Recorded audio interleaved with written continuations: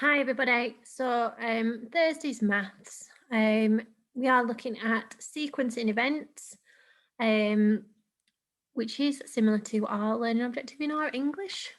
Linking it in. Let's have a look. So starting off, getting your maths brains all warmed up.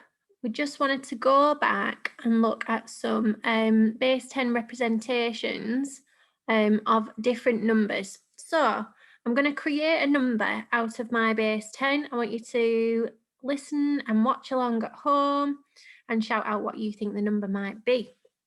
Please just ignore these ones up here. They're just my ones with infinite cloner on that I get the other bigger ones from. So let's create a number together. I'm going to start off, create a really simple number. 3, 2, 1, shout it out. What do you think this number is? Okay, so we've got 110 and we've got 2 ones. So 10 and 2 ones is going to be 12. Right, let's make a slightly greater number.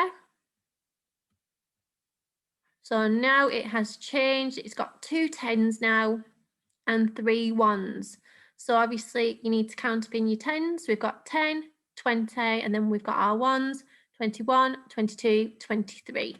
And we write the number 23 like that with 2 10s and 3 ones. Okay, carrying on. Making a different number. We now have a number with 4 10s.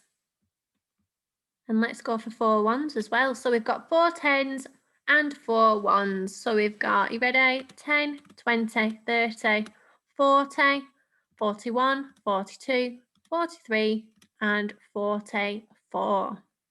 Remember, the longer ones are worth 10. So we're going to write that as 44. 4 10s and 4 ones. Right. Making an even bigger number now. So I'm going to add another 2 10s. And I'm going to add another one, and another one. So let's count together. What do you think this number is going to be? We've got 6 10s, 1, 2, 3, 4, 5, 6, and we've got 1, 2, 3, 4, 5, 6, 7 ones. So we've got 10, 20, 30, 40, 50, 60, then we've got 61, 62, 63, 64, 65, 66, 67. We've got 67. Just a quick recap there on base 10. Moving on to today's learning.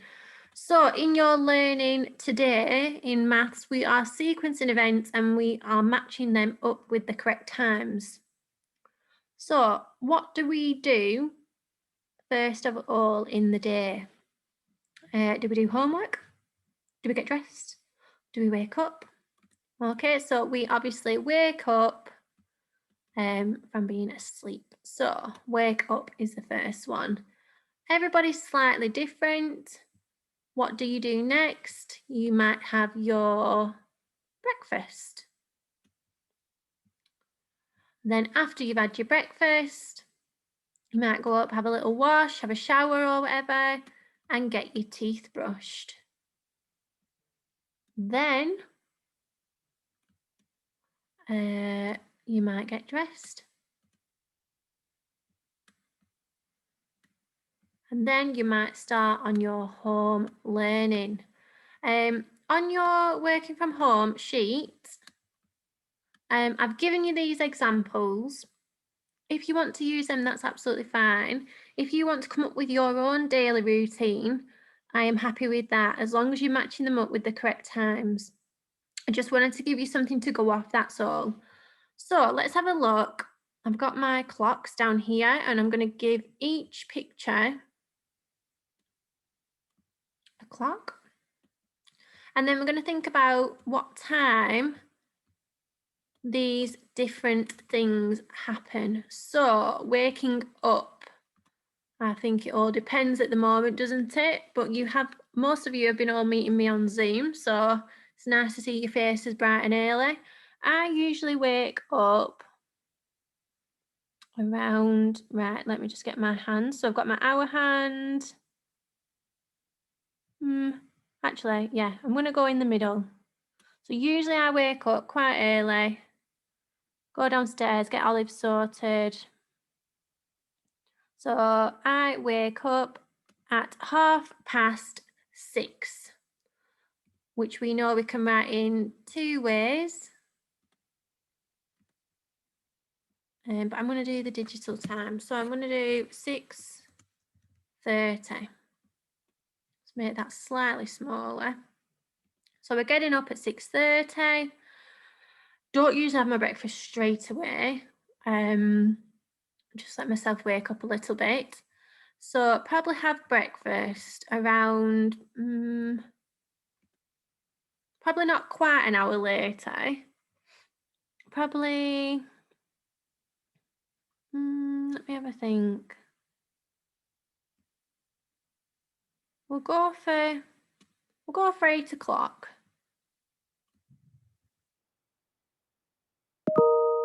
Yeah. Go for 8 o'clock. There we go. So we can write 8 o'clock, digital, obviously 8:00. Maybe not that late actually.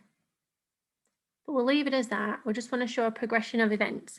So brushing teeth after breakfast, get straight upstairs, get showered, brush your teeth. Doesn't usually take me long to eat breakfast. So I'm going to put about 8:15.